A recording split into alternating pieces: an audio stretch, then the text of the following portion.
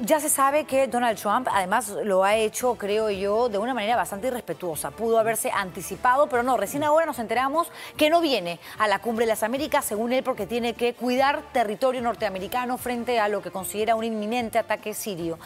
¿Se puede creer esa excusa, esa justificación?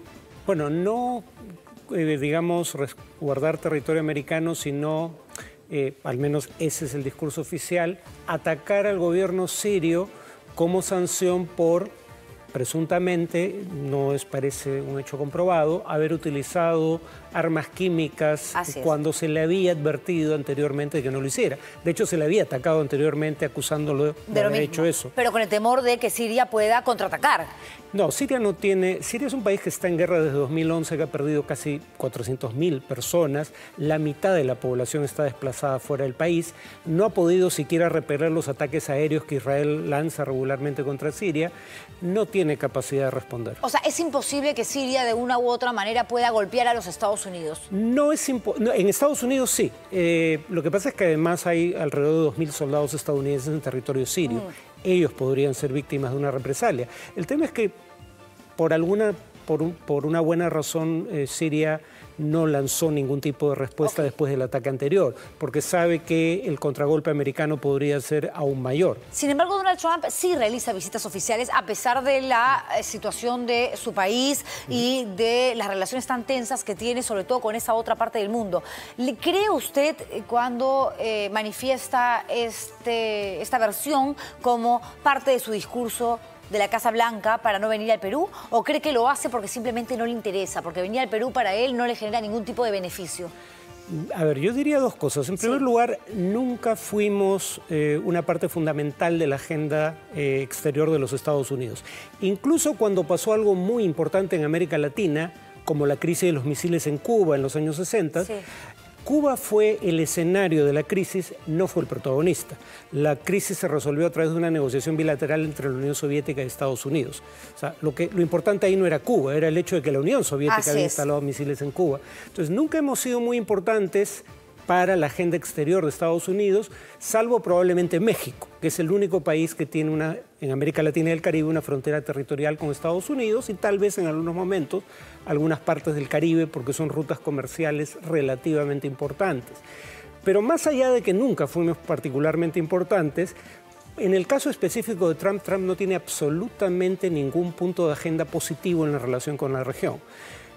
Gobiernos anteriores han tenido conflictos con gobiernos como el cubano o el venezolano, pero Trump tiene conflictos con sus aliados. No, Trump tiene conflictos con todo el mundo, hasta con su familia, es una cosa impresionante. Pero, claro, además su discurso en elecciones, en los comicios, era bastante racista, es un tipo xenofóbico, es un tipo que más bien minimiza a esta parte de la región, a esta parte del mundo, a esta parte de América. O sea que tratándose además de un tipo con un ego que llega al cielo, pues claro, dirá, voy a Perú y ni siquiera es que me van a reventar cohetes o me van a poner alfombra roja. Y si lo hacen va a ser por una cuestión diplomática o de formas, no por el cariño con el que realmente me puede recibir un pueblo. ¿Eso tiene algo que ver? Por supuesto. Habría que recordar, por ejemplo, un hecho, el programa DACA.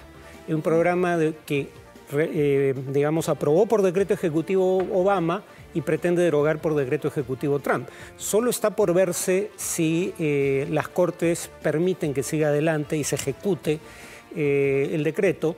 El tema es el siguiente, eso implica que 750.000 jóvenes que llegaron a Estados Unidos siendo menores de edad podrían ser deportados. Entre esos 750.000, la gran mayoría son de América Latina y el Caribe y 7.500 son peruanos. Por lo tanto, eso hubiera sido un tema... Ese es el tipo de temas de agenda que probablemente hubiera tenido que enfrentar de haber venido. Y no quiere, no le provoca, y está clarísimo que al contrario, lo que quiere es deshacerse de todos los inmigrantes que han llegado a los Estados Unidos en busca de mejores condiciones de vida. Pero para el Perú, con la comunidad enorme de compatriotas que hay allá en los Estados Unidos, bien podría haber sido interesante pues tener al primer mandatario acá, al presidente, y comentar de estos temas que, como mencionas, son fundamentales. Bueno, además creo que una de las razones, no digo que sea la única, pero probablemente una de las razones por las cuales no se invitó Maduro era para garantizar que viniera Trump. Y al final nos quedamos sin soga ni cabra, claro. Porque habría que recordar que esto ha pasado antes. Ha habido 2 cumbres anteriores en las cuales, en un caso tenemos la evidencia, porque hay el audio en internet, del presidente Fox pidiéndole a Fidel Castro que fuera una cumbre extraordinaria de las Américas en Monterrey, pero se retirara antes de que llegara Bush en ese momento, para que no coincidieran en la cumbre del presidente. O sea, el Perú hizo lo mismo a través de la Cancillería. A ver, no hay evidencia, como en ese caso que tenemos el audio de la conversación. También está el caso del 2012 en Colombia, que no invitó a Cuba, pero el hecho de que Perú ya había invitado a Maduro, ratificó la invitación a principios de febrero, y solo tras la visita del canciller, digamos, el secretario de Estado Tillerson, le retira la visita. A mí me sugiere que esa visita obvio, ¿no? fue uno de los factores que llevó a retirar la invitación. Los hechos hablan por sí solos, pero ahora Maduro ha salido a decir que ya no viene. Fregó, estuvo allí insistiendo que a pesar de que lo habían desinvitado, él de todas maneras iba a formar parte de la Cumbre de las Américas porque Venezuela es un país al que le correspondía estar allí, y ahora dice que ya no le interesa. Yo lo dije en, bueno, no fue en este canal, fue en otro, pero un canal, va a fregar todo lo que pueda. O sea, una de las cosas de las que vive es básicamente azuzar el espectro de una amenaza externa para enfundarse en la bandera y decir yo defiendo a la nación de injerencia exterior. Preocupante lo que manifiesta, ¿no? Porque sí, claro, el objetivo de Maduro es fregar, porque además la cabeza no le da para otra cosa, y eso es cierto, pues de repente este nuevo discurso no sea real y venga al Perú sabiendo que no lo van a dejar salir del aeropuerto internacional Jorge Chávez, o utilice como escenario Cusco, donde ya sabemos que va a haber una serie de manifestaciones donde un grupo de gente se va a levantar en contra de la cumbre porque no le parece, no está de acuerdo con que se lleve a cabo en nuestro país este evento. A ver, si viniera a Lima, su relación con la mayoría de gobiernos de la región es antagónica, uno. Y dos, si viniera a Lima, 93% de los encuestados por apoyo, si no me equivoco, Ipsos Apoyo, tienen una imagen negativa de él. Y obviamente tiene una imagen negativa de él la abrumadora mayoría de los venezolanos que residen en el Perú. Si viniera a Lima, habría manifestaciones, tal vez algunas a su favor, pero sobre todo en contra suya. Pero él no sabe sacarle provecho a eso. Sí, pero lo hizo desde Venezuela, digamos. Y claro, si viene, en todo caso no podría entrar al evento. Yo personalmente creo que probablemente haya sido un error retirar la invitación una vez extendida, pero lo que él está haciendo es básicamente... O sea, ¿qué logro tiene que mostrar a nivel interno?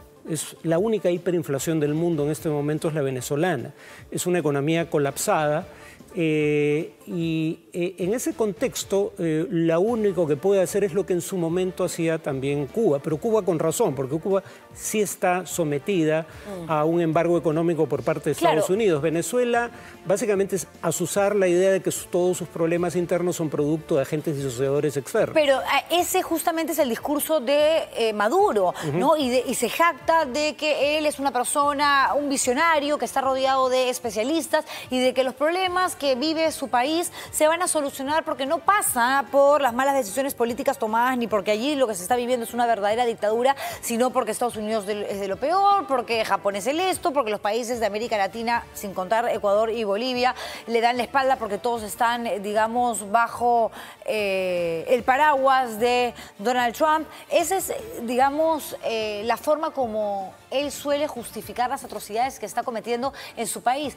Y bien podría, sabiendo que no va a poder participar de la cumbre, venir, molestar e irse a victimizar otra vez a Venezuela. Bueno, no sé si se puede evitar su presencia en caso de que venga. Claro, no podrá entrar a la cumbre, pero los venezolanos no requieren visa para entrar al Perú. O sea, ¿podría pasearse por Miraflores, por ejemplo, Maduro, si llega?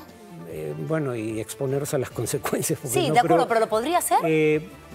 Presumo que sí. O sea, el gobierno siempre dice que ha adoptado medidas para encarar una posibilidad como esa, pero nunca las hace públicas. No sabiendo de qué se trata, no me queda claro cómo puede evitar que venga y participe de eventos, no de la cumbre, pero de los eventos alternativos. Sobre el tema de la situación económica en Venezuela, es cierto que hay sanciones de la Unión Europea, pero sobre todo de Estados Unidos, que están afectando las condiciones de vida de los venezolanos, habría que decirlo. Pero también es cierto que la hiperinflación y el colapso de la economía, las caídas de 30% en 4 años, propia de un país en guerra civil, se produjeron antes de las sanciones. Las sanciones han agravado una situación que ya era calamitosa, no la han creado. Y ahora entonces, ¿qué va a pasar? Esta cumbre, ¿cómo la proyecta usted? ¿Qué cree que vaya a suceder? ¿Va a trascender?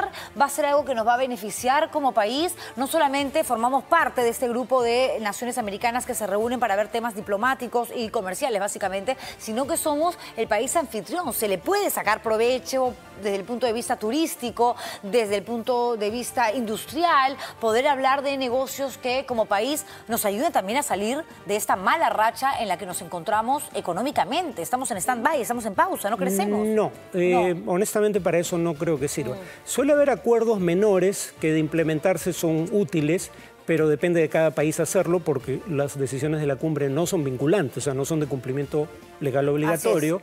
En segundo lugar, suele haber una declaración final que al menos da una idea de hacia dónde se orientan los gobiernos de la región.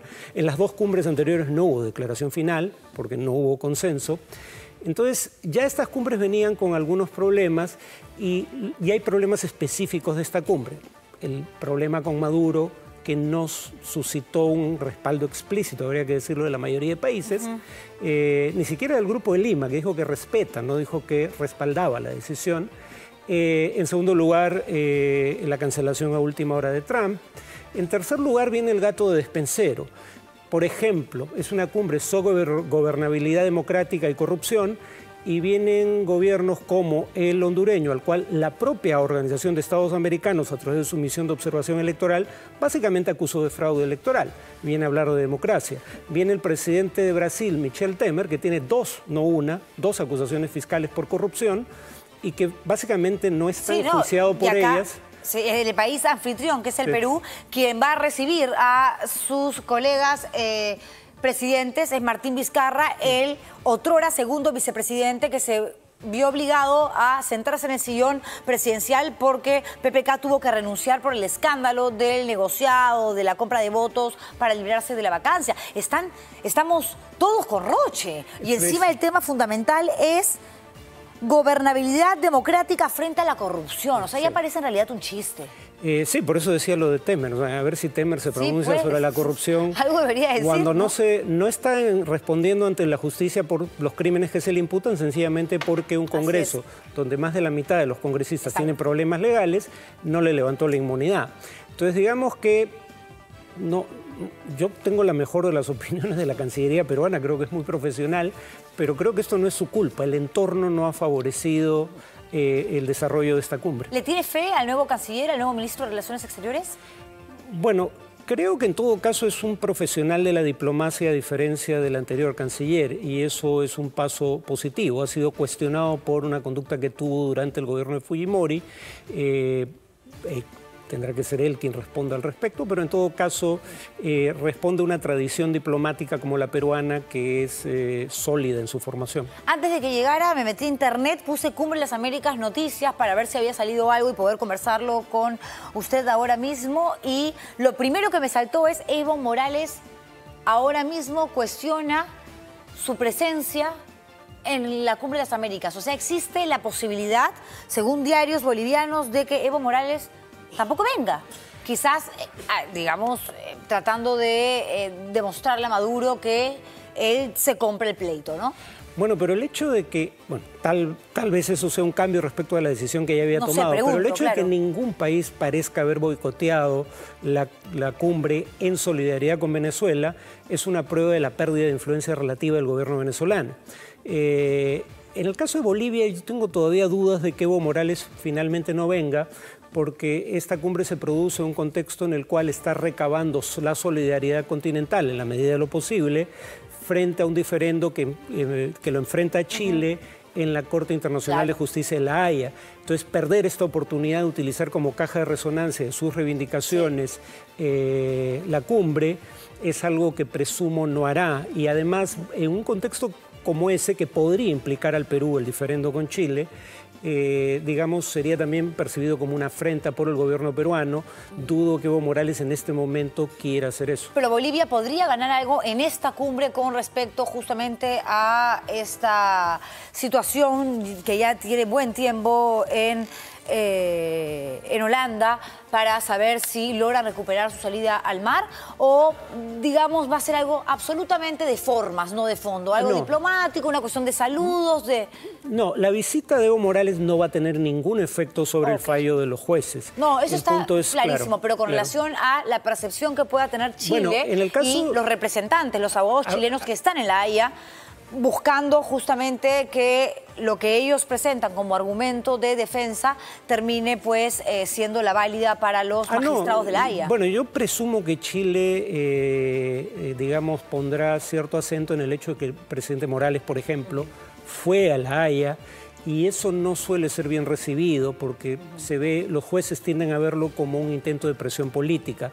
Pero en todo caso creo que lo que le interesa a Evo Morales es más bien recabar solidaridad en la región para esta agenda que es de largo plazo, porque incluso si ganan en La Haya eso no va a implicar necesariamente que tengan acceso soberano al Pacífico, que es la demanda fundamental. Es la demanda fundamental, ha salido incluso hasta una cerveza, ¿no?, que se llama Pacífico, que cosa me parece genial, que la idea, la estrategia de marketing me parece increíble. En algún momento le he pedido a Javier Ávila tocar ese tema, pero antes de despedirlo, a ver, ¿qué gana el Perú? Además de 2 días feriados donde la gente está feliz y ya haciendo planes para ver si acampa en la playa, se va a algún bosque. ¿Ah? La forma positiva de ver esto es que este tipo de eventos no se le encargan a países que suscitan tensiones, controversias o problemas en su región del mundo. Se le encarga más bien a gobiernos que tienen o tenían, porque se les otorgó esta cumbre a un gobierno que ya no está, una buena imagen regional. Suele haber acuerdos, repito, tampoco quiero desestimar el hecho de que puede haber acuerdos, por ejemplo, de colaboración judicial para agilizar trámites. ¿Por el tema de Lavallato, por ejemplo? Por el caso Lavallato, sí hay acuerdos que pueden ser útiles. Claro, lo que algunos preguntarían es, pero para esos acuerdos puntuales se requería una cumbre de presidentes. Es discutible que la respuesta sea así. Y yo le pregunto, ¿para eso necesitan establecerse esos puntos a tocarse eventualmente en una agenda o es algo que sale de manera improvisada? No. No solo se determina en la agenda, por lo menos desde la cumbre anterior, sino que además se desarrollan documentos de trabajo en el interín. Entonces, ya se conoce, por lo menos entre los diplomáticos, qué va a decir la declaración final, suponiendo que hay un acuerdo de declaración final. Suponiendo, efectivamente. De 0 al 10, si yo le pregunto, a ver, ¿qué tan bien le hace al país en general? Y todos formamos parte de este país, la sociedad civil también. La Cumbre de las Américas, el hecho de ser país anfitrión, ¿qué puntaje le daría? Con total honestidad. 6 probablemente. 6. Sí. Bueno, no nos jala. Hay que ponerle un poquito de buen humor, ¿ah? Bueno, ya que hay que un 11 ponerle de un 20, efectivamente. Sí. Suelo ser generoso en otorgar calificativos. No, es usted muy generoso Por eso siempre. me quieren mis alumnos, creo. Y los periodistas solemos estar siempre muy agradecidos cuando tenemos la oportunidad de conversar con alguien que sabe tanto de este tipo de asuntos a nivel internacional. No siempre se conversa con gente tan inteligente y culta. Muchas gracias. Siempre es un placer, señor Cajat.